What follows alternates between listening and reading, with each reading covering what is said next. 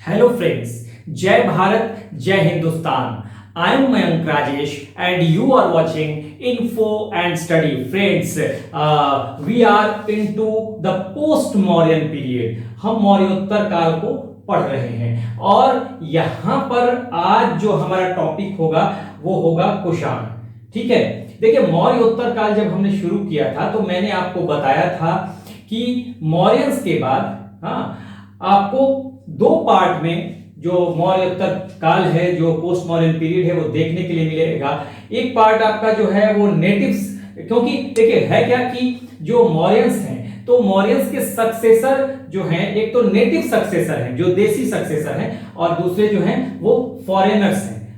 विदेशी सक्सेसर है, विदेशी उत्तराधिकारी और देसी उत्तराधिकारी। नेटिव मतलब देशी उत्तराधिकारी और फॉरेनर्स मतलब यहां पर विदेशी लोग आते हैं, ये विदेशी उत्तराधिकारी। और मैंने बताया भी था कि देखिए यहां पर जो ये फॉरेनर्स हैं, फॉरेनर्स का अटैक सेंट्रल इंडिया की तरफ से, और ये फॉरेनर्स जो भी होंगे इंडो ग्रीक यानी हिंद यवन, सीथियंस, शक, पार्थियंस, पहलव या कुषाण, ये चारों जो हैं ये आपको नॉर्थ वेस्ट से आएंगे और सेंट्रल एशिया यानी मध्य एशिया से आएंगे। ये मैंने बता दिया था आपको। ठीक है, उसके बाद मैंने ये भी बताया था कि जो देशी यानी नेटिव सक्सेसर जो होंगे, सुंग, कानवा और सातवाहन, तो ये जो एरिया होगा मैंने बताया था। यहां पर देखिए जो लास्ट मौर्यन रूलर होगा कौन, वृहद्रथ, उसकी हत्या करेगा, उसी का कमांडर इन चीफ पुष्यमित्र सुंग, और यहीं पे सुंग डायनेस्टी की शुरुआत कर देगा। ठीक है, यहीं पे सुंग को हराने के बाद आ जाएंगे कौन, कानवा। कानवा इसी स्थान को रिप्लेस करेंगे। ठीक है, इसी स्थान को रिप्लेस करेंगे।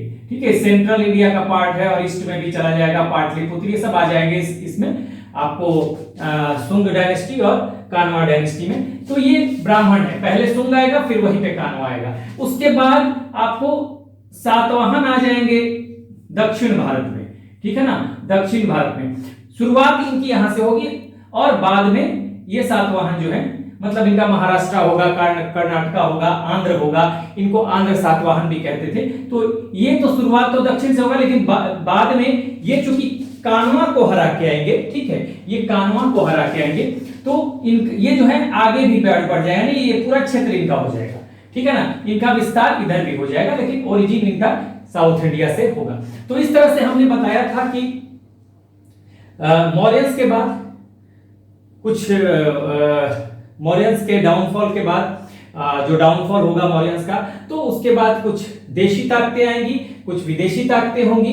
विदेशी ताकतों में इंडो ग्रीक, हिंद यवन, सीथियंस यानी कि शक, पार्थियंस, पहलव, कुषाण आएंगे, और नेटिव में सुंग, कानवा और सातवाहन। हमने पढ़ लिया था, जो इंडो ग्रीक पढ़ लिया था, सीथियंस यानी शक पढ़ लिया था और पार्थियंस पढ़ लिया था। इसलिए आज जो पोस्ट मॉडर्न पीरियड में हमें पढ़ना है, कुषाणों को पढ़ना है। और कुषाण हम बेसिकली इसलिए पढ़ते हैं कि यहां पर हमें पढ़ना होता है कनिष्क को। ठीक है, तो आज हमारा टॉपिक बेसिकली कुषाण होगा और उसमें मुख्य रूप से कनिष्क को पढ़ेंगे। वैसे इन लोगों को के बारे में भी, हुजूर कैटफेसिस और वीर कैटफेसिस के बारे में हम थोड़ी जानकारी हासिल करेंगे। ठीक है, तो यहां तक की बात ये मैं मिटा देता हूं क्योंकि ये बस बताने के लिए था। अब देखिए जो हमने शुरुआत की थी, मैंने ये बताया था कि देखिए मैं हमेशा एक कहता हूं कि मैं पीछे से लिंक बनाते हुए चलता हूं ताकि आप लोगों को दिक्कत ना हो, और जो नए वीडियो देखने वाले हों वो भी थोड़ा सा अपने आप को वो भी अपने आप को लिंक कर सके और उनको दिक्कत ना हो पढ़ने में। हालांकि अगर पीछे वाला वीडियो आप देख लेते हैं तो और अच्छा होगा, क्योंकि सारा चीज तो यहाँ रिपीट करना संभव नहीं है। तो देखिए सबसे पहले जब हमने शुरुआत की थी एंशिएंट हिस्ट्री की, तो हमने stone age, SA means stone age को पढ़ा था। उसके बाद आईवीसी यानी इंडस वैली सिविलाइजेशन यानी कि सिंधु घाटी सभ्यता, जो सिंधु नदी, सिंधु और उसके सहायक नदियों के सहारे डेवलप हुई। सिंधु नदी, उसके बाद सिंधु के बाद मतलब इंडस नदी, सिंधु का मतलब इंडस, झेलम, चेनाब, रावी, ब्यास, सतलज, सब यहाँ पे तो यहीं पे डेवलप होगी। ठीक है, सिंधु और उसकी सहायक नदियों के सहारे। और ये इंडस को हम हिंदी में सिंधु कहते हैं, मैंने बताया था, और इसी को कहते हैं प्रथम नगरीकरण, फर्स्ट अर्बनाइजेशन फेज। उसके बाद हम वैदिक पीरियड में आ गए थे, और वैदिक पीरियड का जो समय है वो 1500 बीसी से लेकर 600 बीसी तक का है। 1500 बीसी से 600 बीसी तक का, जिसमें ऋग वैदिक पीरियड या इसी को हम अर्ली वैदिक पीरियड, पूर्व वैदिक काल या ऋग वैदिक काल इसी को कहते हैं, इसका पीरियड 1500 से 1000 बीसी तक का होगा। और लेटर वैदिक पीरियड यानी उत्तर वैदिक काल का समय 1000 से 600 बीसी तक का होगा। ठीक है, ये हमने देखा था। उसके बाद हम आ गए थे 6th सेंचुरी बीसी में। ठीक है, और ये महान परिवर्तनों का काल है। यहीं पे हमने 16 महाजनपदों को देखा था, जिसमें 16 महाजनपद, ये पूरा 16 महाजनपद यहाँ पे आपको दिखाई देंगे। हाँ, तो हमने ये पढ़ा दिया था आपको। इसमें मगध यहाँ पर एक महाजनपद होगा जो तमाम महाजनपदों को पछाड़ के, ठीक है, और सबसे ताकतवर महाजनपद के रूप में उभरेगा। ठीक है, इस जो 3-4 ताकतवर महाजनपद होंगे, जिसमें पांचाल होगा, आपको यहाँ पे कौशल महाजनपद होगा, मल्ल होगा, वज्जी होगा। हाँ, वज्जी जो था 8 राज्यों का एक संघ था। ठीक है, उसके बाद यहाँ पे वत्स होगा। ठीक है, उसके बाद अंग होगा, काशी होगा, हाँ, फिर मगध होगा, फिर अंग होगा। तो इन सबको जो कुछ ताकतवर थे, अवंती यहाँ पे होगा। ठीक है, तो अवंती था, ताकतवर था, कौशल था, ताकतवर था।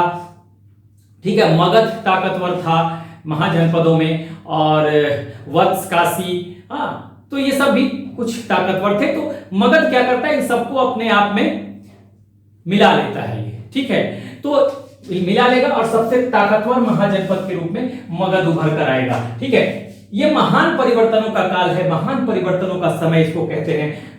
ठीक है, the period of great changes, 6th century BC को बुद्धा पीरियड भी कहते हैं। सेकंड अर्बेनाइजेशन का भी फेज है। ठीक है, द्वितीय नगरीकरण का, तो गंगा घाटी के सहारे यानी गंगा नदी के सहारे द्वितीय नगरीकरण होगा। प्रथम नगरीकरण सिंधु नदी के सहारे, द्वितीय नगरीकरण गंगा नदी के सहारे। ठीक है, ये आपको कई बार एग्जाम में आ जाता है कि किस नदी के सहारे आए, किस नदी के सहारे, तो ये आपको ध्यान रखना होगा। यही रिलीजियस मूवमेंट्स का भी समय है, क्योंकि आप देखेंगे कि जो वैदिक पीरियड है, हाँ, यहाँ पे कर्म कांड है, सेक्रीफाइसेस है, बलि है। ठीक है, लेटर वैदिक पीरियड में पर्टिकुलरली, तो वहां पर इसके खिलाफ जो है, ब्राह्मणों के खिलाफ, ठीक है, एक तरह का आंदोलन शुरू होगा इसके विरोध में। ठीक है, क्योंकि यहाँ पर पशुओं की बलि दी जा रही है, पशुओं की बलि से एग्रीकल्चर को, कृषि को नुकसान हो रहा है। ठीक है, ट्रांसपोर्टेशन को नुकसान हो रहा है, तो इन सब चीजों को देखा जाएगा। और अपने आप में पशु बलि इतना ज्यादा बढ़ गया था कि वो मतलब उसका उसके लिए कुछ ना कुछ उपाय किया जाना जरूरी था। ठीक है, उस समय, और उस पे रोक लगाना जरूरी था। तो इन्हीं के विरोध में कुछ धर्म निकल के आते हैं, कुछ धार्मिक आंदोलन होते हैं। तो बहुत सारे धर्म उस समय आएंगे, लेकिन मुखर होंगे बुद्धिज्म और जैनिज्म। जैनिज्म तो पहले से ही था, लेकिन महावीर स्वामी के समय में ये ज्यादा मुखर रूप से उभर के आएगा, और इसको भी हम देख चुके हैं। उसके बाद 6th सेंचुरी बीसी के बाद हम मौर्यंस में आते हैं, जो जिसका समय 322 से 185 बीसी तक का है, यानी बीसी का मतलब ईसा पूर्व तक का है। इसको आप बीसीई भी कह सकते हैं, बिफोर कॉमन एरा। बीसी को बिफोर कॉमन एरा भी कहा जाता है, और एडी को कॉमन एरा भी कहा जाता है, सीई भी कहा जाता है एडी को।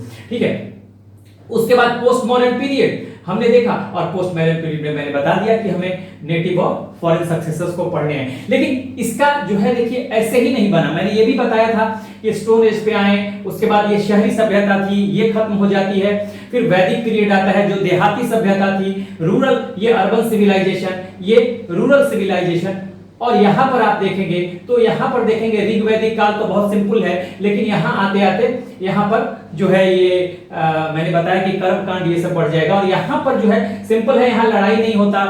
लड़ाई मतलब लैंड के लिए नहीं होता, जमीन के लिए नहीं होता, ये जन कहा जाता है। यहाँ के, यहाँ जो एक ट्राइबल ग्रुप है, यहाँ अलग अलग, देखिए, ऋग वैदिक पीरियड या अर्ली वैदिक पीरियड में अलग अलग आर्यंस के या अनार्यों के ग्रुप है, ट्राइबल ग्रुप है।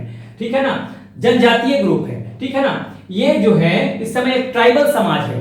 ठीक है ना, तो ट्राइबल जो समाज है, सोसाइटी है, वहां पर ये ट्राइब्स जो हैं, ट्राइब्स का अलग अलग ग्रुप है। जैसे आर्य, वैदिक सभ्यता की शुरुआत किसने की? आर्यों ने की। तो आर्यों का जो था वो अलग अलग एक ग्रुप था, जैसे यदु, तुर्वस मैंने बताया भी था, हाँ, पुरु, भारत, ये सब आर्यों का अलग अलग ग्रुप था। और इसी ग्रुप को ट्राइबल, ये ट्राइबल ग्रुप होते थे। ठीक है ना, हाँ, और इस ग्रुप में ये ट्राइब्स थे बेसिकली, और अलग अलग ग्रुप है, और एक ग्रुप को कहा जाता था जन। जैसे भरत कबीला, कबीलाई ग्रुप था। ट्राइबल ग्रुप का मतलब कबीलाई ग्रुप था। तो भरत कबीला हो गया तो भरत कबीला को भरत जन भी कहा जाएगा।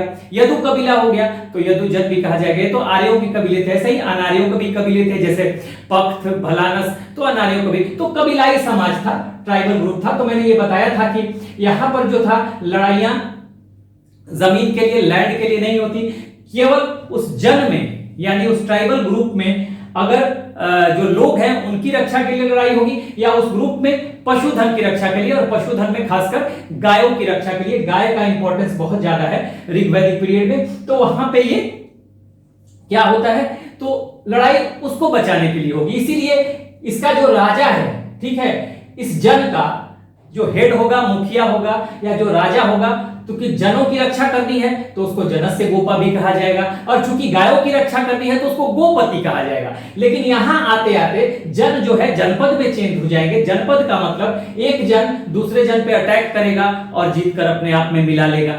या क्योंकि आप देखेंगे कि एक चीज और होता है कि लेटर वैदिक पीरियड में आयरन आ जाता है। आयरन आ जाने से क्या होता है कि अगर एक जन है और आगे यहाँ पे फॉरेस्ट है, अगर कोई जंगल है, तो लोहे की कुल्हाड़ी से इसको काट दिया जाएगा और फिर इसको इस जन में मिला दिया जाएगा। तो ये जन और जन मिलेंगे तो जनपद बन जाएगा। ठीक है, तो इस तरह से अब लैंड का विस्तार शुरू हो जाएगा और विस्तार के लिए लड़ाइयां शुरू हो जाएंगी। अब यहाँ लैंड के लिए नहीं हो रहा है, यहाँ लैंड के लिए लड़ाई शुरू हो जाएगी। इसलिए यहाँ का जो राजा है, अब वो यहाँ जो गोपति था, जनस्य गोपा जिसको गोपति कहा जाता था, यहाँ का राजा अब हो जाएगा भूपति। ठीक है, तो इस तरह से हम बढ़ रहे हैं। अब यही जनपद जो है, जनपद और जनपद, कई जनपदों, एक जनपद में एक दो जनपद और मिल गए तो महाजनपद वो बन गए। ठीक है, जनपद और जनपद मिलकर महाजनपद बनाने लगे। वैसे ही 16 महाजनपद आपको दिखाई देगी, मैंने पढ़ाया भी था। 16 जनपदों में मगध जो है सबसे बड़ा महाजनपद बनकर उभरता है, सबसे ताकतवर जनपद बनकर उभरता है। और यहाँ पर कई डायनेस्टी आते हैं। हाँ, सबसे पहला अगर देखें जो कि महाजनपदों के पहले की घटना है, एक बृहद्रथ यहाँ पे शासक हुआ करते थे मगध में। लेकिन जब मगध उभर के आता है 16 महाजनपदों में से सबसे ताकतवर Mahajanapada, strongest out of this 16 Mahajanapada, तो वहां पर आपको हर्यक डायनेस्टी आएगा, फिर वहां पे शिशुनाग डायनेस्टी आएगा, और वहीं पे डायनेस्टी आएगा नंद डायनेस्टी। नंद डायनेस्टी का आखिरी शासक कौन था? धनानंद। और उसी धनानंद को हराकर चंद्रगुप्त मौर्य डायनेस्टी की शुरुआत कर देंगे। ठीक है, अब मौर्य डायनेस्टी की शुरुआत हो जाएगी। यहाँ पर हमने पढ़ा जो 3 महान शासक हुए, मेनली तो आप 2 ही कहेंगे, चंद्रगुप्त मौर्य और अशोक। लेकिन पहले हमने चंद्रगुप्त मौर्य को पढ़ा, उसके बाद बिंदुसार को पढ़ा था, और फिर उसके बाद हमने अशोका द ग्रेट को पढ़ा था। और आखिरी शासक होंगे बृहद्रथ, जिनकी हत्या करेगा, देखिए 322 बीसी में चंद्रगुप्त मौर्य साम्राज्य की शुरुआत करेंगे। और पहली बार भारत में अखिल भारतीय एम्पायर, यानी एक अंपायर, देखिए जन, यहां पर जन था, फिर जनपद हो गया, जनपद के बाद महाजनपद हो गया, और यहां पर देखिए एक तरह से कई महाजनपद मिलेंगे तो राज्य बनेगा। और फिर जब मौर्यंस में आएंगे तो साम्राज्य यानी एम्पायर का कॉन्सेप्ट पहली बार आपको देखने के लिए मिलेगा। तो यहां पर हमने पढ़ा चंद्रगुप्त मौर्य को, फिर उनके बेटे बिंदुसार को, फिर उनके बेटे अशोक को। और ये 322 बीसी में चंद्रगुप्त मौर्य शुरू करेंगे, स्टैब्लिश करेंगे इस एम्पायर को, मौर्यन एम्पायर को। और 185 बीसी में बृहद्रथ जो आखिरी शासक होगा उसकी हत्या करेगा कौन? पुष्यमित्र शुंग। और पुष्यमित्र शुंग हत्या करेगा, और यहीं पे शुंग डायनेस्टी की शुरुआत होगी, मैंने बता दिया था इसी क्षेत्र में। शुंग के बाद यहीं पे कान्व डायनेस्टी आ जाएगा। ठीक है, और कान्व के बाद यहीं पे पहले साउथ में सातवाहन आएगा, इनका विस्तार आगे तक होगा क्योंकि ये कान्व को हराएंगे। तो मैंने बताया कि मौर्य साम्राज्य के डाउनफॉल पे दो तरह के सक्सेसर आएंगे, एक होंगे नेटिव, दूसरे होंगे फॉरेनर्स। यानी एक होंगे देशी उत्तराधिकारी जो कि भारत से ही होंगे, और दूसरे होंगे विदेशी उत्तराधिकारी जो बाहर से आएंगे, मध्य एशिया से, सेंट्रल एशिया से, और नॉर्थ वेस्ट यानी उत्तर पश्चिम से अटैक करेंगे, भारत में इन करेंगे। तो इसमें हमने इंडो ग्रीक, सीथियंस, शक और पर्थियंस को पढ़ लिया था। आज हम कुषाण को पढ़ने जा रहे हैं, और कुषाण को अगर हम देखेंगे तो सबसे पहले हम समझ लेते हैं इन शासकों को हमें पढ़ना है, कनिष्क को मुख्य रूप से पढ़ना है। और यहां पर देखिए इसको समझना है। समझना कैसे है? देखिए सबसे पहले मैंने ये बताया था, जब इंडो ग्रीक तो हमने पढ़ ही लिया था, सीथियंस भी पढ़ लिया था, ठीक है। अब सीथियंस जब पढ़ रहे थे और पार्थियंस भी पढ़ लिया था, तो जब हम सीथियंस पढ़ रहे थे तो मैंने बताया था आपको सेंट्रल एशिया, आप समझ ही रहे हैं, मैंने बता दिया था पहले। सेंट्रल एशिया समझ लीजिए एक बार फिर, ये है चाइना, भारत के ऊपर चाइना, उसके ऊपर रसिया, ठीक है। और रसिया जब आप देखेंगे, ये रसिया जो है, ये रसिया का जो साउथ ईस्ट पड़ेगा ना, वही सेंट्रल एशिया पड़ेगा। मध्य एशिया कहते हैं। इसमें 5 देश हैं आज के समय में 5 देश हैं सेंट्रल एशिया में। सबसे बड़ा कजाकिस्तान, उसके नीचे है किर्गिस्तान, फिर तजाकिस्तान, ठीक है, ये यहीं पे होंगे सब। कजाकिस्तान, किर्गिस्तान, आगे थोड़ा सा आगे इसको हम कर लेते हैं, ठीक है। तो अगर देखें तो कजाकिस्तान, किर्गिस्तान सब यहीं पे होंगे, यहाँ पे कजाकिस्तान, किर्गिस्तान, ये सब यहाँ पे होंगे, ठीक है। तजाकिस्तान, बीच में उज्बेकिस्तान, फिर तुर्कमेनिस्तान, ऐसे। तो सेंट्रल एशिया ये है, ठीक है। अब देखें कि ये सब सेंट्रल एशिया का पार्ट है। मैंने ये बता दिया था कि बैक्टीरिया जो है वो नॉर्दर्न अफगानिस्तान को उस समय बैक्टीरिया कहा जाता था, जहां इंडो ग्रीक शासन कर रहे थे, ठीक है, इंडो ग्रीक शासन कर रहे थे। तो ये बैक्टीरिया कौन सा पार्ट है, लगभग आपको कुछ नॉर्दर्न अफगानिस्तान आज का जो है, हाँ, और कुछ सेंट्रल एशिया का भी पार्ट था। उसके बाद देखिए पार्थिया भी था। तो पार्थिया, ये देखिए यहां से अफगानिस्तान से ये पाकिस्तान का जो एरिया है ना, ये लेंगे तो ऐसे लेंगे तो ये ईरान हो जाएगा, दोनों से ये ईरान का बॉर्डर टच करता है। लेकिन पार्थिया जो होगा नॉर्दर्न ईरान को कहेंगे, हाँ, उत्तरी ईरान को कहेंगे, ठीक है, पार्थिया, ठीक है ना, पार्थिया। तो ये हमें अभी कॉन्सेप्ट लेना था। अब देखिए, जब मैं आपको पार्थिया कैसे आए थे, कुषाणों को समझना है हमें। तो सबसे पहले देखिए कि कुषाण जो है ये यहां पर कैसे आए। देखिए, सबसे पहले जब हम ये पढ़ रहे थे, सबसे पहले इसको समझना जरूरी है। सीथियंस जब पढ़ रहे थे तो मैंने बताया था कि शक जो है, शक यहां पर है, कहां पे, ये कैस्पियन सी है, ये एराल सी है, ठीक। इसी में कैस्पियन सी और एराल सी है। ये यही देखिए सीर दरिया, जिसको जैगजार्ट्स बोलते हैं इसमें इंग्लिश में, और आमो दरिया ऑक्सस बोलते हैं, दोनों नदियां हैं। इसके बीच में ही शक जो है ये है, सीथियंस है, ठीक है। और ऊपर से यूचियों का अटैक होता है, यूचियों का इधर से अटैक होता है। तो ये शक जो है भारत में आते हैं, और भारत में आकर ये जब इधर आते हैं नॉर्थ वेस्ट की तरफ, तो 5 पार्ट में बढ़ते हैं। एक तो अफगानिस्तान में नॉर्थ वेस्ट से आते हैं, अफगानिस्तान में रह जाते हैं, और 4 शाखाएं भारत में बनती है। मैंने बता दिया था, तक्षशिला, मथुरा, उज्जैन और नासिक की शाखाएं। तो यही यूची जो है, यही कुषाण है। यही जो यूची जो ट्राइब्स है ना, यही कुषाण है। एक तरह से देखें तो ये कुषाण जो है ये यूची ही है, यूची, ठीक है, ये यूची है, यही यूची है। तो अब देखिए, अब स्थितियां कैसे बदलेगी। यहां पर देखिए, यूची जब पीछा कर रहे थे शकों का, तो शक यहां आ गए भारत में। अब यूची क्या करेंगे, यूची यहां पे आ जाएंगे, यूची यहां पे आ जाएंगे, और यहां से अब अटैक होगा हिग्नू। हिग्नू है एक तरह से, ये हिग्नू। देखिए, अभी यूचियों की हम बात अगर कर रहे हैं ना, यूची जो है आप एराल सी कह सकते हैं, और अगर ज्यादा आपको दिक्कत हो सीधे कह दीजिए कि चाहे शक थे, चाहे ये यूची है, ये कैस्पियन सी के आसपास ये इनका क्षेत्र था, ये भी आप कह सकते हैं, कोई दिक्कत नहीं है। अब हिग्नू, या इन्हीं को हम, हिग्नू जो था ये इन्हीं को हुण भी कहते हैं, हुण, ठीक है ना। हिग्नू को आप अंग्रेजी में लिखना चाहिए तो हिग्नू, स्पेलिंग में कोई दिक्कत नहीं, हिग्नू। तो ये अब हिग्नू जो है, देखिए पहले यहां पे शक थे और यहां पे थे कौन, यूची। तो यूचियों ने अटैक किया था, तो शक भारत में आए थे, यही सीथियंस मैंने पढ़ाया था पिछले वीडियो में। अब जब शक भारत में आ गए तो यहां से यूची अब यहां पहुंच गए इसी क्षेत्र में, लेकिन फिर इन पर भी अटैक होगा हिग्नुओं का, यानी कि हुणों का, और फिर ये यूची जो है यहां पे देखिए आएंगे, और यूची जो है यहां पे शकु का अटैक होगा। तो देखिए, एक तो यूची आएगी और यहां पे ये तिब्बत में चली जाएगी, एक जिसको कहते हैं आपको कनिष्ठ, ठीक है ना। कनिष्ठ का मतलब एक तरह से जूनियर समझ लीजिए, ब्रांचेस का नाम हो गया, ठीक है।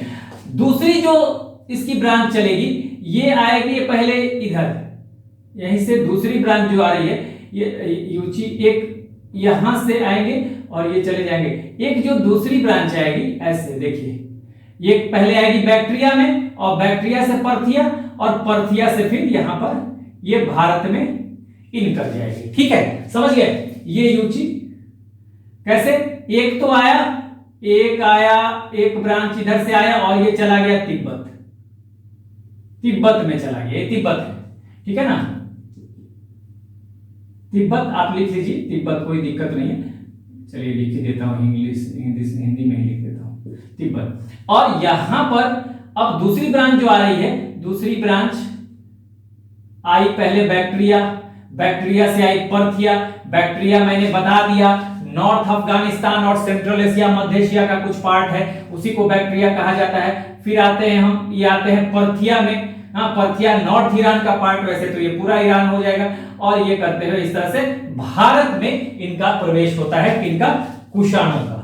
ठीक है, कुषाणों का प्रवेश हो जाता है और इस तरह से, ठीक है, यही यूची जो है यही कुषाण है,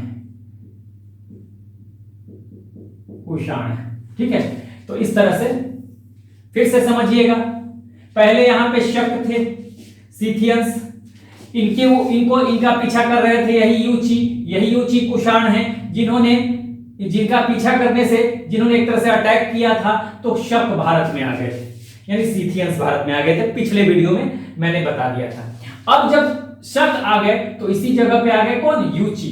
अब यूचियों पे अटैक कर रहे हैं कौन, हिग्नू। ठीक है, और इनका क्षेत्र कहां है, देखिए ये यूची कहां पे है, यही सीर दरिया और आमू दरिया, यानी जैक्साट्स और ऑक्सस रिवर के बीच में। ये एराल सी है, देखिए मैंने लगाया हुआ है, और ये कैस्पियन सी है, दोनों अगल बगल है। अगर आपको ये ना याद रहे, आप खाली कहिए कि कैस्पियन सी के आसपास यूची थे। हाँ, कैस्पियन सी के आसपास पहले शक थे तो उन पर यूचियों ने अटैक किया। जब शक भारत में आ गए, उसके बाद यूची उस जगह पे आ गए, रिप्लेस कर दिया यूचियों ने, यहां से शकों को रिप्लेस कर दिया, शक भारत में आ गए, अब यूची यहां पे आ गए इस जगह पे।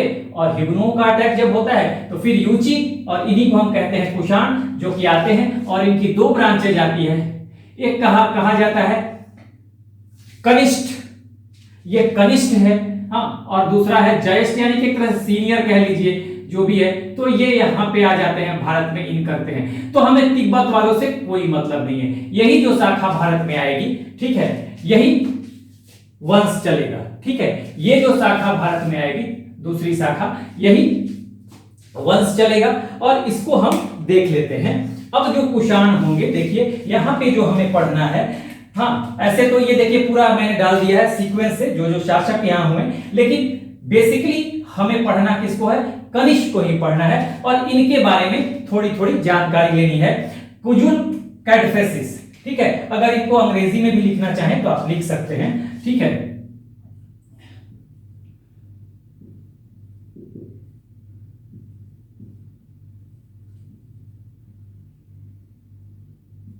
कैडफिसिस कहते हैं इंग्लिश में, कैडफिसिस ऐसे लिख सकते हैं। वैसे ही विम कैडफिसिस, हाँ, ये फाउंडर है विम कैडफिसिस को आप विमा कैडफिसिस आपने लिख दिया। ये रियल फाउंडर इन इंडिया,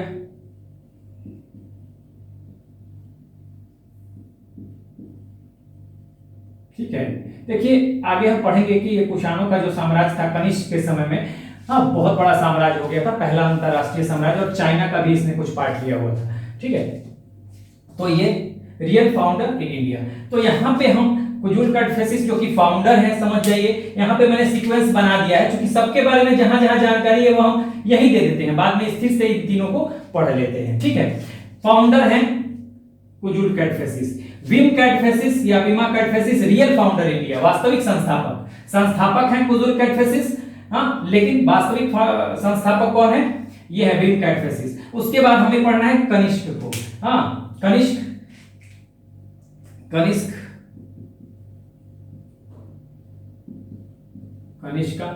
को पढ़ना है। मेनली हम जब कुषाणों को पढ़ते हैं तो कुषाणों को पढ़ा जाता है कनिष्क के लिए ही, ठीक है। उसके बाद आते हैं वशिष्ठ। इसके बाद वशिष्ठ के बारे में थोड़ी सी जानकारी है, हाँ, इनका कैपिटल मथुरा था, ये जानकारी है। उसके बाद हुविस्क, कैपिटल मथुरा, बस समझते जाइए, यहीं पे नोट कर लीजिए, आगे अब इनको नहीं पढ़ेंगे, आगे इन तीनों को पढ़ने वाले हैं, ठीक है। कैपिटल जो है इनका वशिष्ठ का मथुरा, फिर हुविस्क का भी मथुरा, और इन्होंने एक शहर बसाया हुविस्कपुर, कश्मीर में, कश्मीर में हुविस्कपुर बसाया, ठीक है। और ये इनके क्वाइन पर आकृति बनी होती थी किसकी? विष्णु की, विष्णु का अंकन, तो इसका मतलब ये वैष्णव थे, ठीक है। कौन? हुविस्क।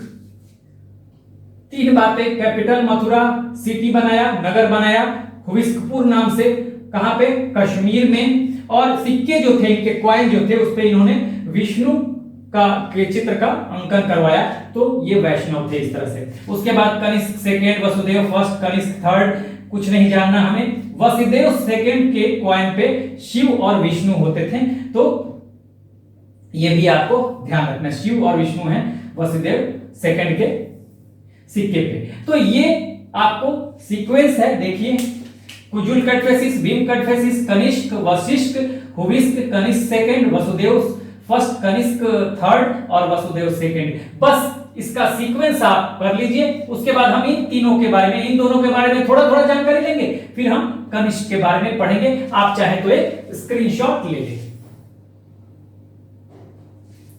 चलिए, तो अब हम आगे बढ़ेंगे और पहले कुजुल कैटफेसिस और भीम कैटफेसिस को देखेंगे। लेट्स मूव ऑन, और अब हम बात करेंगे, we will talk about the Kujula Kadphises and then Vima Kadphises. Kushan वंश के जो पहले दो शासक हैं उनकी बात कर लेंगे, और अंत में हम करेंगे कनिष्क को, क्योंकि कनिष्क को हमें ज्यादा पढ़ना है, ठीक है। तो देखिए, यहां पर सबसे बड़ी बात क्या है? कुजुल कैटफेसिस, देखिए ये फाउंडर है, मैंने बता दिया था, फाउंडर, संस्थापक, यानी कि यही संस्थापक हैं किसके? कुषाण डायनेस्टी के, ठीक है। इन्होंने कॉपर कॉइन चलाया, और कॉपर कॉइन्स पे देखिए जो महत्वपूर्ण बात लिखा हुआ है, धर्मविदत। धर्मविदत का मतलब क्या होता है?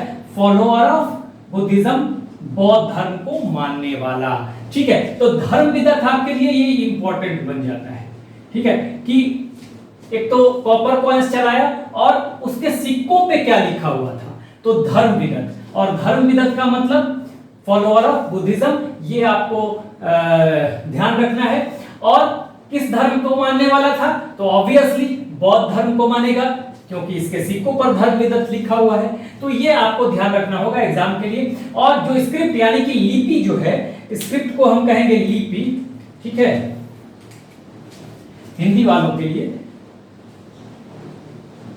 लिपि जो है, इस पे ग्रीक और खरोष्ठी है, इस पे कुछ जो भी लिखा गया है सिक्कों पे, ठीक है, तो इसकी लिपि जो है उस पे ग्रीक और खरोष्ठी का इस्तेमाल किया गया है, यानी कि यूनानी और खरोष्ठी का इस्तेमाल किया गया। तो ये आपको ध्यान रखना होगा, ये दोनों याद रखिए कि सिक्कों पर हाँ कौन सा स्क्रिप्ट इस्तेमाल किया गया है, तो ग्रीक और खरोष्ठी। तो ये आ सकता है एग्जाम में, ये इंपॉर्टेंट है और ये इंपॉर्टेंट है। दूसरी बात, इसका जो टेरिटरी था या जो एरिया था वो इधर नहीं आ पाया था, हिंदू कुश के वेस्ट में ही था, ये वेस्ट ऑफ हिंदू कुश, यही इसका टेरिटरी है। किसका? कुजुल कैटफेसिस का। हिंदू कुश के पश्चिम में, किधर? हिंदू कुश के पश्चिम में, इधर नहीं आ पाया था, ठीक है। तो ये इंपॉर्टेंट बातें थी कुजुल कैटफेसिस के बारे में। उसके बाद Vima Kadphises, he is a real founder of Kushan dynasty, ये ध्यान रखना है। शैवाइट था, शैव धर्म को मानने वाला था, ये आपको अभी पता चल जाएगा कैसे। देखिए ये जो है, देखिए शैव धर्म को मानने वाला था। एक चाइनीज, ये कैसे है? क्योंकि इसका सिक्का है जिसपे शिव, नंदी और त्रिशूल का अंकन होगा, ठीक है। देखिए शैवाइट है, तो लिख लिया आपने, लिख लीजिएगा इसको। चाइनीज टेक्स्ट है, चाइनीज किताब है, उसका नाम है हाउ हान शू। ध्यान रखिएगा, इंपॉर्टेंट है एग्जाम के लिए, आ सकता है। चाइनीज टेक्स्ट है हाउ हान शू, उसमें लिखा हुआ है तिएन चू। तिएनचू, और तिएनचू का मतलब क्या है? पंजाब विक्ट्री, पंजाब विजय कहा गया है। यानी कि चाइनीज टेक्स्ट हाउ हानशू, जानबूझ के हिंदी में लिखा है, हिंदी वाले गड़बड़ हो जाएंगे अगर मैं इंग्लिश में लिख दूंगा तो। हाउ हानशू ये किताब है, हाँ कौन सा किताब है? ये चाइनीज बुक है, चाइनीज टेक्स्ट है। इसमें लिखा हुआ है तिएनचू, तिएनचू, ठीक है, तिएनचू इसका मतलब है पंजाब विजय, और तिएन का मतलब है पंजाब, तिएन का मतलब है पंजाब। तो ये एग्जाम में आ सकता है कि जो चाइनीज टेक्स्ट है हाउ हानशू, उसमें जो तिएनचू लिखा हुआ है उसका मतलब क्या है? तो उसका मतलब पंजाब विजय है। अगर कह देगा कि इसमें तिएन का मतलब क्या है, तो तिएन का मतलब पंजाब वाला क्षेत्र है, 5 नदियों का जो क्षेत्र होगा वही पंजाब वाला क्षेत्र होगा, ठीक है। तो ये आपको ध्यान रखना है। इसका कैपिटल पुरुषपुर पेशावर, जो कि पाकिस्तान में पड़ेगा यहाँ पे, ठीक है, पुरुषपुर पेशावर पाकिस्तान वाले क्षेत्र में पड़ेगा, ठीक है, ये ध्यान रखना है। और इशूड रेगुलर गोल्ड कॉइन्स, नियमित सोने के सिक्के इसने चलाए हैं, नियमित सोने के सिक्के चलाए हैं। अब इसमें जानने वाली क्या बात है कि देखिए जो गोल्ड कॉइन्स चलाने वाले हैं जो भारत में पहली बार, हाँ first to issue gold coins, वो इंडो ग्रीक थे, हिंद यवन थे, बैक्ट्रिया के हिंद यवन, बैक्ट्रिया के इंडो ग्रीक। लेकिन जो नियमित रूप से चलाएगा वो कौन चलाएगा? ये विम कैटफेसिस चलाएगा। नियमित सोने के सिक्के चलाने वाले जो थे वो रेगुलर गोल्ड कॉइन चलाने वाले, इशू करने वाले विम कैटफेसिस। अब इसमें सवाल अगर आता है, अगर ऑप्शन होता है कि सबसे पहले सोने के सिक्के किसने चला, उसमें देता है कुषाण, हिंद यवन यानी इंडो ग्रीक, पर्थियन, तो आप उसमें करेंगे इंडो ग्रीक। लेकिन जब व्यक्ति की बात आएगी कि नियमित सोने के सिक्के चलाने वाले पहले व्यक्ति कौन थे या पहला शासक कौन था यहां पर, हाँ तो आप कहेंगे कौन? विम कैटफेसिस। अब यहां पर देखिए कैसे पता चलता है कि सेवाइट है। इसका जो गोल्ड कॉइन्स है, गोल्ड कॉइन्स पे शिव का, नंदी का और त्रिशूल का अंकन मिलेगा, हाँ डेपिक्ट होंगे, शिवा डेपिक्ट होंगे, नंदी, नंदी बैल जो होते हैं आप देखते होंगे, नंदी बैल, त्रिशूल, हाँ उनका इसका इन सब का डिपिक्शन होगा। तो इससे लगता है कि ये शैव धर्म या को मानने वाले हैं या ये शैवाइट है। तो ये भी आपको ध्यान रखना है एग्जामिनेशन के लिए। देखिए इसमें धर्म विदत वाला ये आपको याद रखना है एग्जामिनेशन के लिए। और इस पे स्क्रिप्ट कौन सी थी?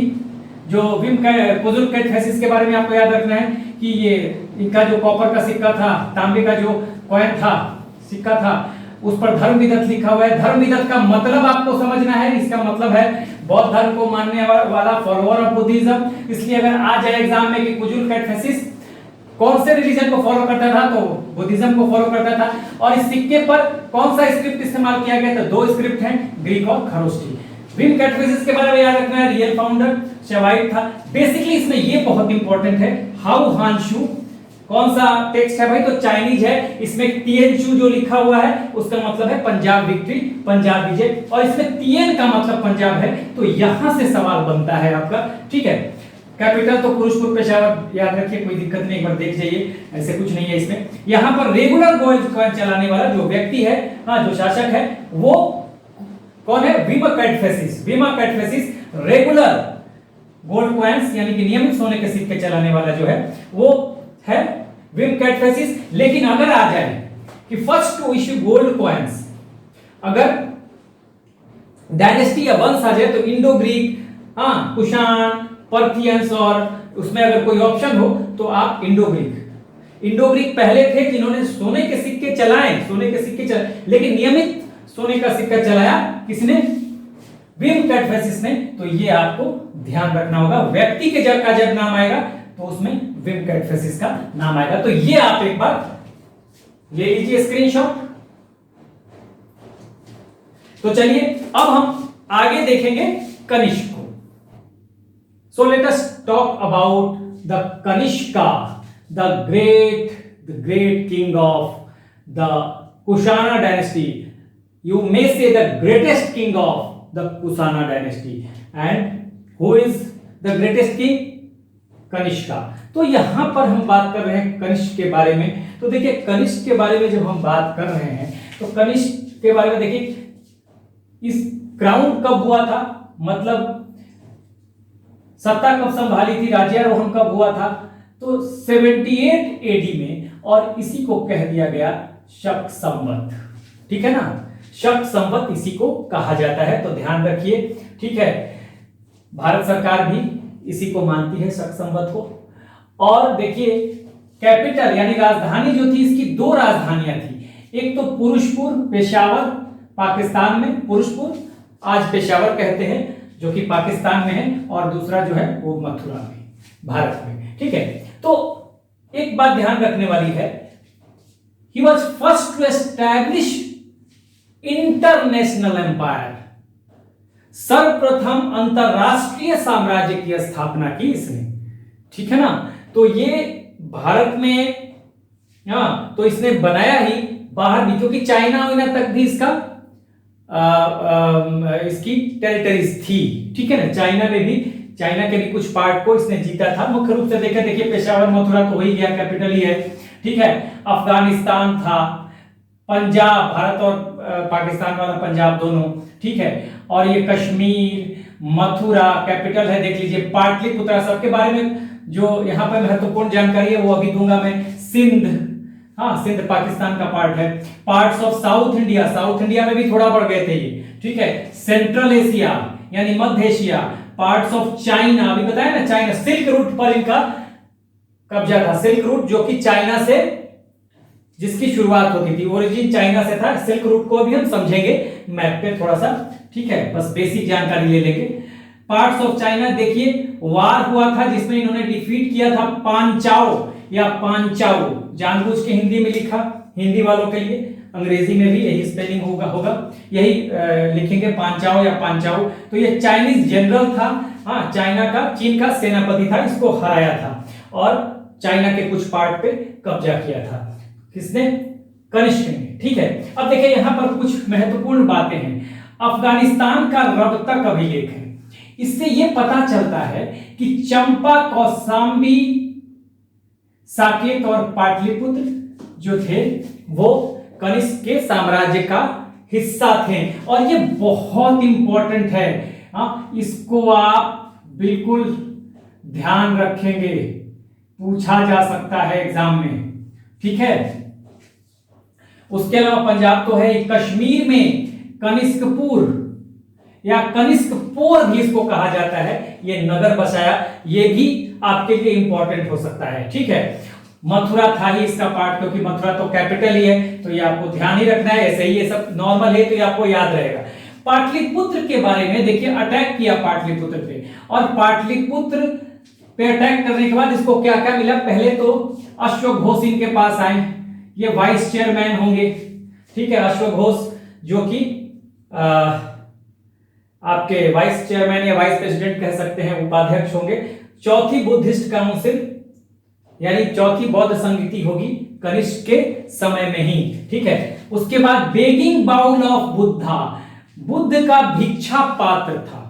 ठीक है, बुद्ध का भिक्षा पात्र, ये इंपॉर्टेंट है कि जब पाटलिपुत्र पे अटैक किया, तीन महत्वपूर्ण बातें, अश्वघोष आएंगे और ये जो बुद्ध का भिक्षा पात्र है वो लेके आएगा, और एक कॉक है, मुर्गा। ठीक है, और ये मुर्गा जो है देखिए अद्भुत मुर्गा है। ठीक है, हाँ, ये फ्यूचर टेलर है, यानी भविष्य बताता है, ये मुर्गा भविष्य बताता है। ठीक है ना, आप इसको ऐसे लिख सकते हैं। तो ये भी इंपॉर्टेंट है कि पाटलिपुत्र अटैक में इसको क्या क्या मिला। ठीक है ना, भविष्य बताने वाला। ठीक है ना,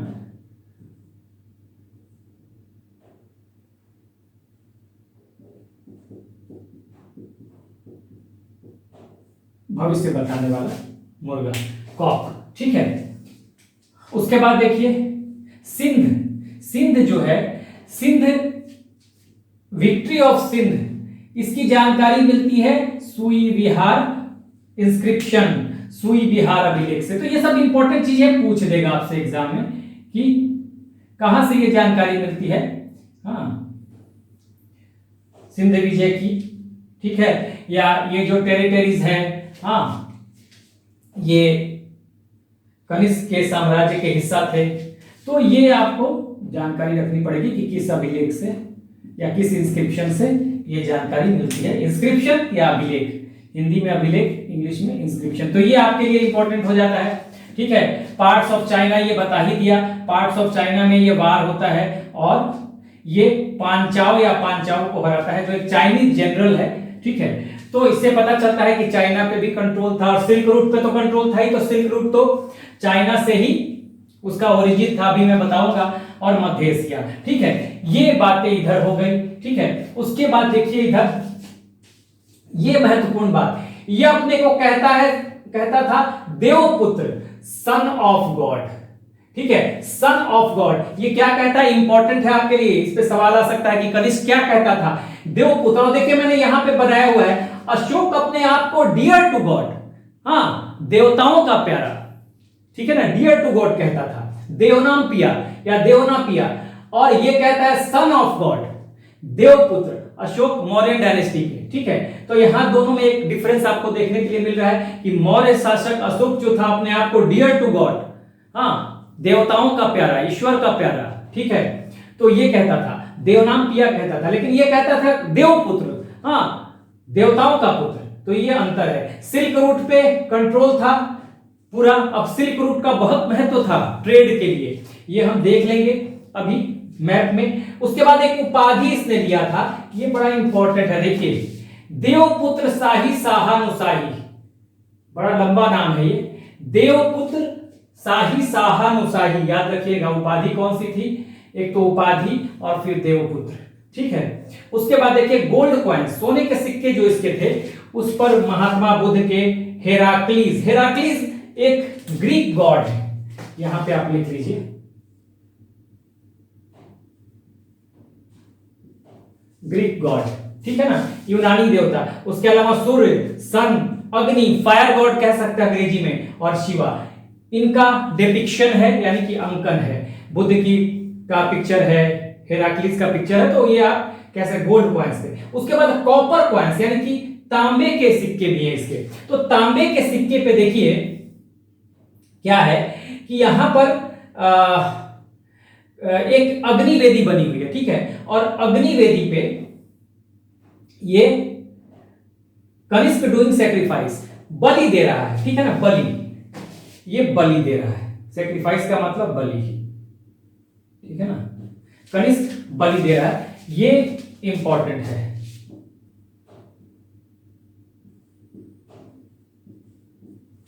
तो कॉपर के सिक्के पे ये आ सकता है कि कॉपर के सिक्के पे हाँ क्या मिलता है, गोल्ड के सिक्के पे तो इन देवताओं का है, आ सकता है इसमें से कि कौन से देवता हैं कौन से नहीं है।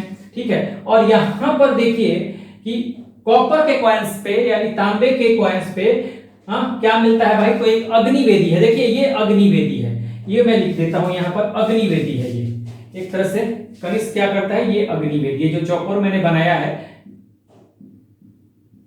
अग्निवेदी, ठीक है ना, फायर अल्टार कह सकते हैं, अग्निवेदी, फायर अल्टार, ठीक है, इंग्लिश वाले।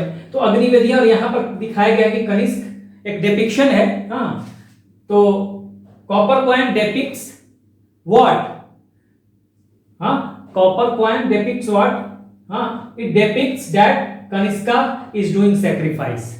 ठीक है ना, एक अग्निवेदी है ओवर ए फायर अल्टार, फायर अल्टार पे ये कनिष्क जो है सेक्रीफाइस दे रहा कर रहा है। तो ये आपके लिए इंपॉर्टेंट है। ठीक है, अब यहां पर सेक्रीफाइस।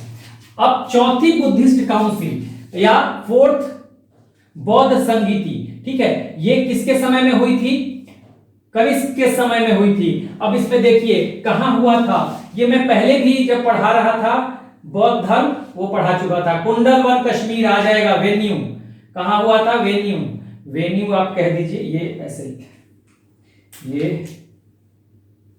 ये क्या है, वेन्यू है, हाँ, यानी जहां हुआ था वेन्यू, मैंने बता दिया वेन्यू है, कुंडलवन कश्मीर में स्थान, वेन्यू या स्थान कह दीजिए, स्थान, ठीक है, जहां ये ऑर्गेनाइज किया गया। प्रेसिडेंट वसुमित्र, ठीक है,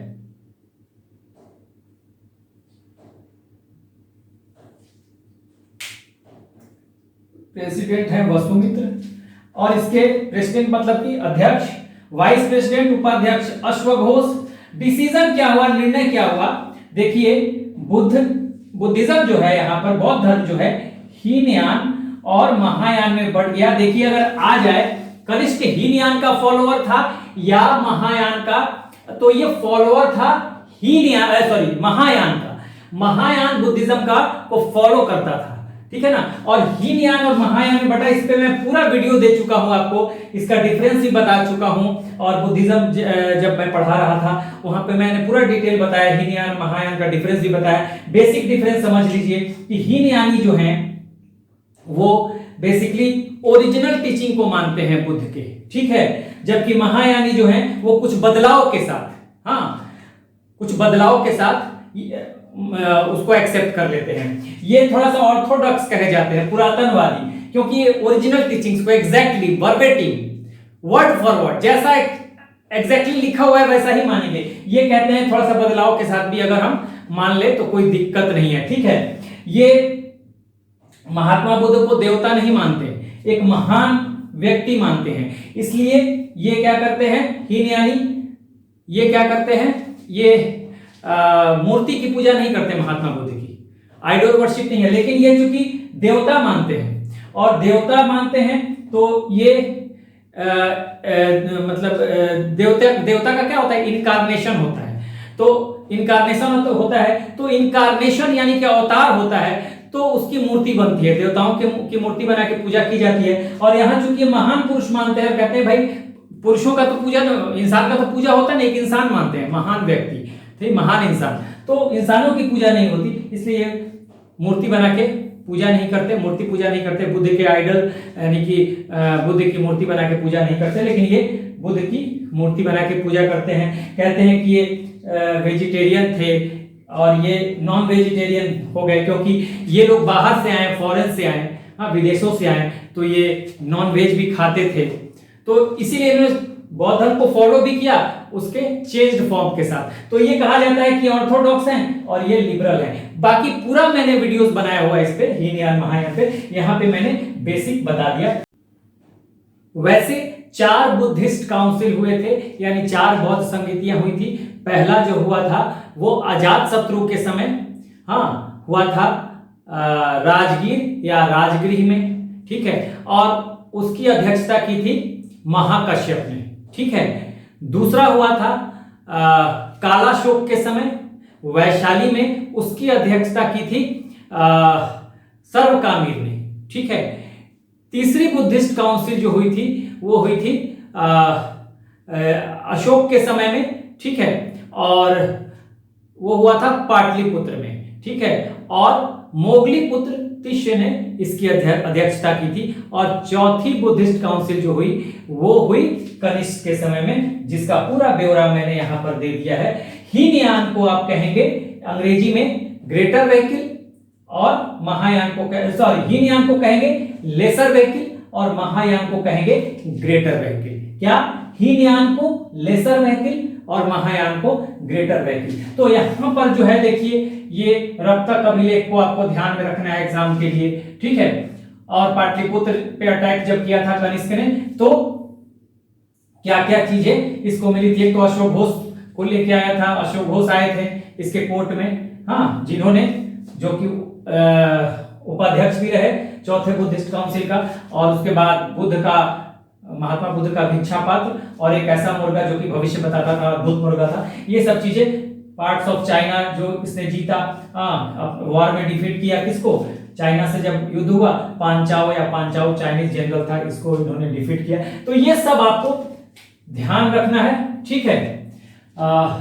ये ध्यान रखना है। उसके बाद यहां मैंने बता ही दिया, ये बहुत इंपॉर्टेंट है, देवपुत्र, सन ऑफ गॉड कहते थे ये अपने आप को। और बिल्कुल डिफरेंस है, क्या ये सन ऑफ गॉड है, और अशोक, अगर मौर्य शासक अशोक को देखे तो डियर टू गॉड या देवनापिया, यानी कि देवनापिया यानी कि डियर टू गॉड का मतलब, देवनापिया का मतलब डियर टू गॉड, देवताओं का प्यारा, ठीक है। सिल्क रूट पे कंट्रोल था, ये आपको ध्यान रखना है। अभी मैं सिल्क रूट थोड़ा सा समझा दूंगा बेसिक, ठीक है। बाकी तो सिल्क रूट पे कभी अलग से वीडियो हम कर लेंगे ताकि आपका बेसिक कॉन्सेप्ट बन जाए। ये टाइटल देवपुत्र शाही शाहानुशाही, ठीक है, ये टाइटल था। और गोल्ड कॉइन पे महात्मा बुद्ध का डिपिक्शन था, हेराक्लिस जो ग्रीक गॉड है उनका था, हाँ, सन का था यानी सूर्य का था, फायर गॉड अग्नि, और शिवा का और भी कुछ गॉड हो सकते हैं, ठीक है। और कॉपर कॉइन्स पे एक अग्नि वेदी है, फायर अल्टार है, हाँ, उस पे दिखाया जा रहा है कि कनिष्क जो है वो बलि दे रहे हैं। तो ये आपको ध्यान रखना है कि आ जाएगा कि कॉपर कॉइन्स पे जो अग्नि वेदी मिले उसमें क्या डिपिक्शन है, तो ये आ सकता है एग्जाम में। और बाकी बुद्धिस्ट काउंसिल पे है। तो अभी हम देखेंगे,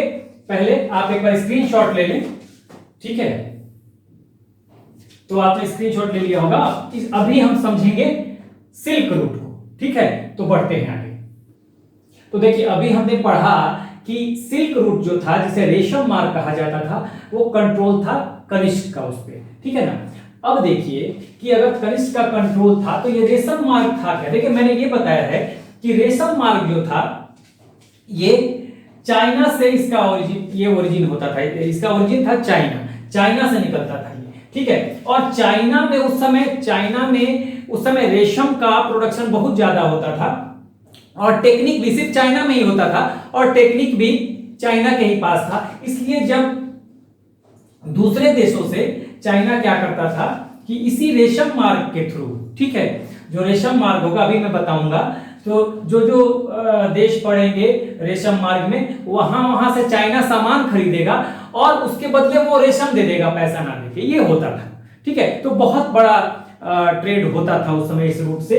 देखिए इंडिया, पाकिस्तान, अफगानिस्तान, ये चाइना है, ठीक है ना, चाइना ये है, ठीक है। यहाँ अफ्रीकन कॉन्टिनेंट है, पूरा ये अफ्रीका है। ये देखिए ये है, अगर कहें तो ये फारस की खाड़ी है, यहाँ पे ईरान पड़ेगा। देखिए एग्जैक्ट तो मैप नहीं बनेगा, लेकिन हाँ यहाँ पे फारस की खाड़ी, ये लाल सागर, ठीक है, ये फारस की खाड़ी है, ये लाल सागर है। और फिर यहीं से देखिए ये यूरोप, ठीक है, देखिए यहां से यूरोप है। तो होता क्या था कि अगर ये चाइना है, चाइना से ओरिजिन हो रहा है, तो दो तीन मार्ग अगर देखा तो मुख्य रूप से, तो एक तो सीधे यहां से निकलती थी, एक रूट निकला यहां से, निकला चाइना से और सेंट्रल एशिया होता हुआ, ठीक है, ये पहुंच गया मेडिटेरेनियन सी, ठीक है, भूमध्य सागर, यानी वेस्ट में चला गया यूरोप की तरफ। इसी तरह से दूसरा रूट भी था, अफगानिस्तान से होता हुआ, ईरान से होता, ये पहुंच गया इधर, कहां, यूरोप में, ठीक है। और भी रूट थे, जैसे ये पाकिस्तान का जो पार्ट है यहाँ सिंध से होता हुआ, और ऐसे होता हुआ ये रेड सी से निकल गया, ठीक है, लाल सागर से निकल गया, यहां से सिंध, और यहां से सिंध, और ये यहां आता था, ठीक है ना, यहां इस तरह से आके, और इस तरह से आके ऐसे करके, और ये निकल गया कहां से, लाल सागर से, ठीक है। और फिर पहुंच गया मेडिटेरेनियन सी, यहां पे भूमध्य सागर, ठीक है ना, भूमध्य सागर, और ऐसे ही होते हुए यूरोप पहुंच जाएगा। यानी चाइना से, देखिए चाइना से यूरोप पहुंचता था। यानी जो सिल्क रूट है, ये क्या करता था, वेस्ट, इधर वेस्ट है, पश्चिम और पूरब को जोड़ देता था, ठीक है, ईस्ट और वेस्ट को जोड़ देता था। इसका अगर हम ओरिजिन देखें तो ओरिजिन तो चाइना है, और एंड कहां होता है, भूमध्य सागर, और वहीं से यूरोप की तरफ निकलेगा, ठीक है ना। तो हम देखें चाइना से शुरू होगा और यूरोप में जाएगा। अगर ओरिजिन चाइना है, देखिए ओरिजिन है चाइना, और जो एंड है ये मेडिटेरेनियन सी, यानी भूमध्य सागर, मेडिटेरेनियन सी यहीं पे होगा, ठीक है, भूमध्य सागर।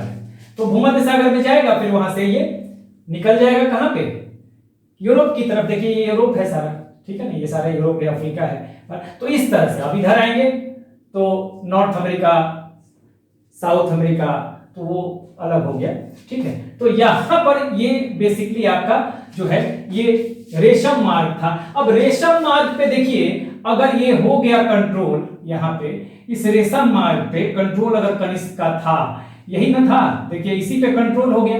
अगर कंट्रोल हो गया तो सोचिए कितना फायदा होगा। जो भी ट्रेडर्स या जो भी देश इधर से अब भेज रहे हैं सामान को अगर ये पूरे रेशम मार्ग पे कंट्रोल है कनिष्क का और इधर से सामान भेज रहे हैं तो इनको टैक्स देना पड़ेगा, ठीक है, यानी कि अच्छी कमाई है, यहां पर पूरा टैक्स देना पड़ेगा। तो इस तरह से यही रेशम मार्ग था। तो हमने रेशम मार्ग को भी समझ लिया। आगे कनिष्क के बारे में कुछ और जानकारी है तो उसको हम अभी गैदर करेंगे।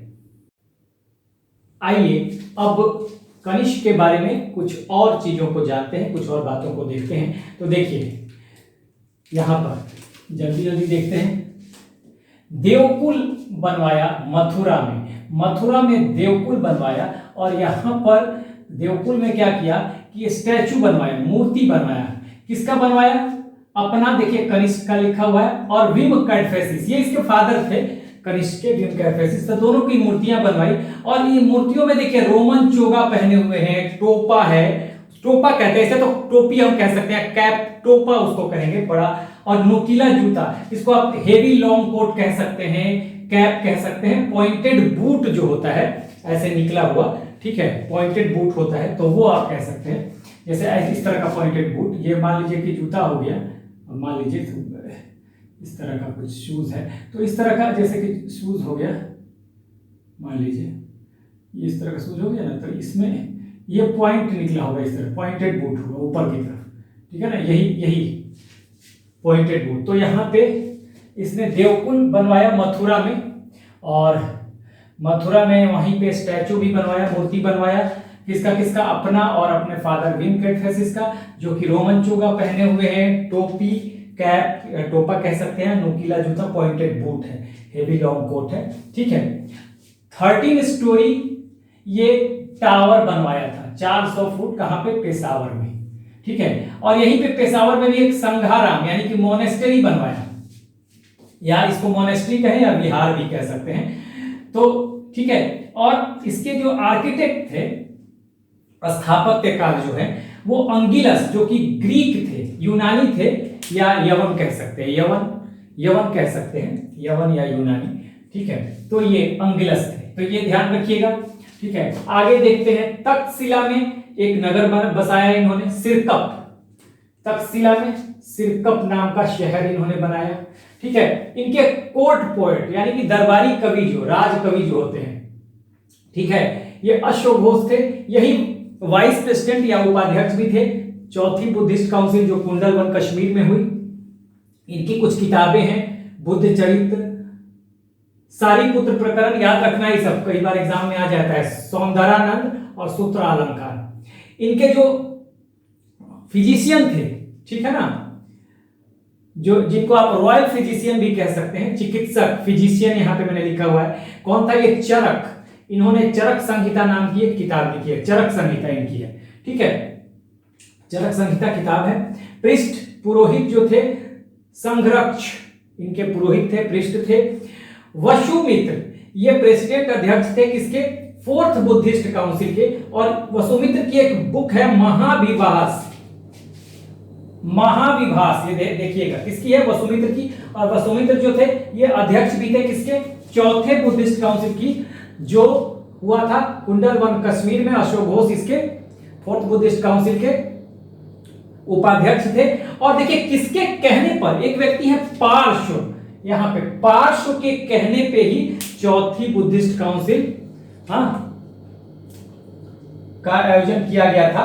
पार्श्व is the man who said to organise fourth Buddhist council. तो ये आपको ध्यान रखना है। तो बहुत इसमें जो बातें आपको ध्यान रखनी है आपको एग्जाम के लिए, ठीक है, इसमें जो आपको यहाँ पे संघाराम बनवाया था पेशावर में, ठीक है, ये आपको एक अंगिलस नाम याद रखना है कि जो संघाराम बनवाया उसका स्थापत्यकार या आर्किटेक्ट कौन था? तो अंगिलस था। ये तो आप एक बार देखेंगे आपको याद हो जाएगा, एक बार सरसरी निगाहों से देख लेंगे क्योंकि हमारा इंफॉर्मेशन पूरा हो जाए। सिरकप को याद रखिएगा, एग्जामिनेशन में पूछा जा सकता है कि कौन सा शहर बनाया था? सिरकप तक्षशिला में, ठीक है।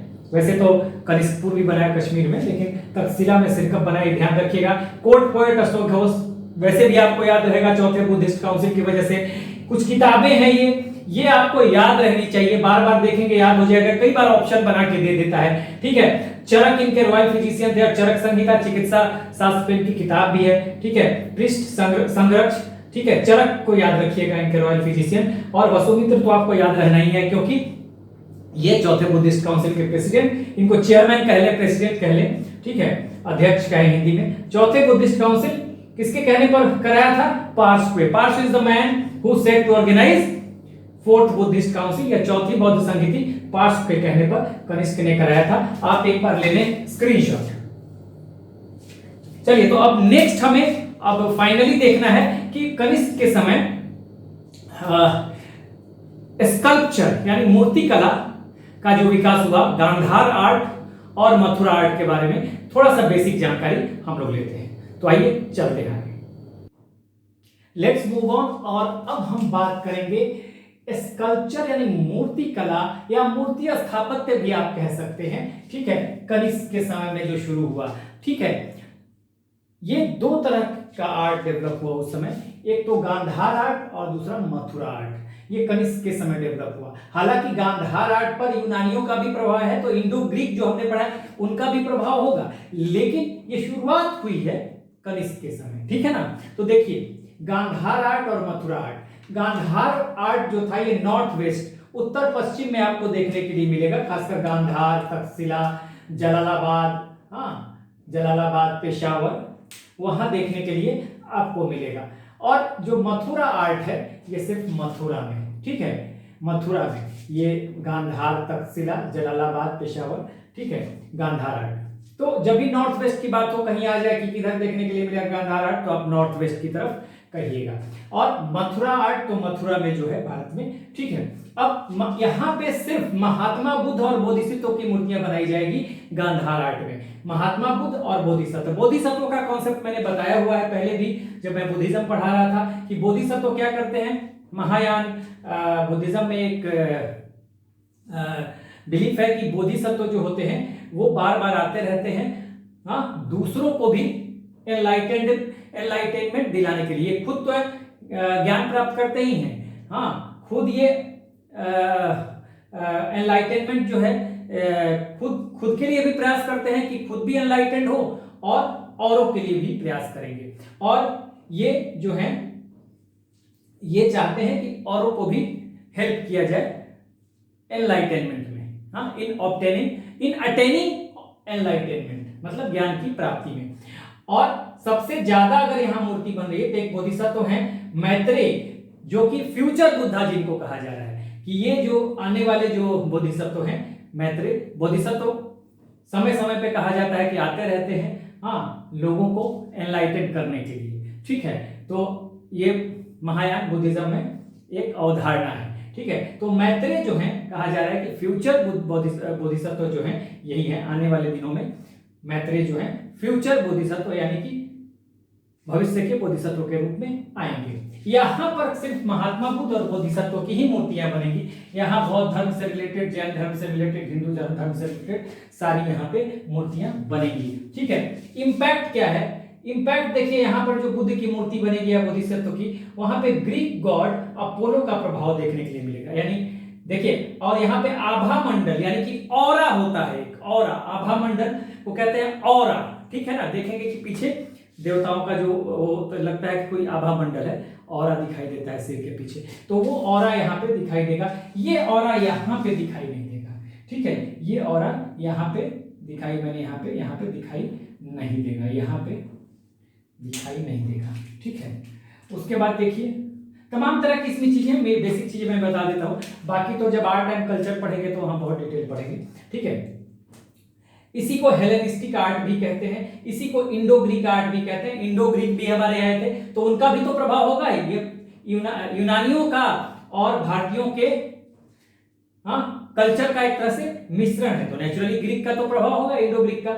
लेकिन चूंकि ये शुरू हुआ कनिष्क के समय में, इसलिए हम इसको पढ़ रहे हैं यहाँ पर। इंडो रोमन आर्ट भी इसको कहते हैं, यानी कि मिक्स्ड आर्ट है, मिश्रित कला है ये, और ये कंप्लीटली इंडिजिनस यानी कि देशी कला है। तो ये गांधार आर्ट और मथुरा आर्ट जो है ये इसकी शुरुआत हुई मूर्ति कला में, या मूर्ति स्थापत्य में कनिष्क के समय में। तो इस तरह से हमने, चाहे तो पहले आप एक स्क्रीनशॉट ले लें, तो देखिए इस तरह से हमने जितने भी पोस्ट मॉडर्न पीरियड के फॉरेनर सक्सेसर हैं, फॉरेन सक्सेसर हैं, यानी विदेशी उत्तराधिकारी हैं मौर्यंस के, उनको हमने देख लिया। हमने देख लिया सबसे पहले इंडो ग्रीक को, उसके बाद हमने सीथियन यानी सपो को देख लिया। इंडो ग्रीक यानी कि बैक्टीरिया के, इंडो ग्रीक बैक्टीरिया के हिंद यवनों को देखा, फिर हमने देखा सीथियंस यानी सपो को, फिर हमने देखा पहलो को, और आज हमने फाइनली कुषाणों को देख लिया। इसके बाद हम शुरू करेंगे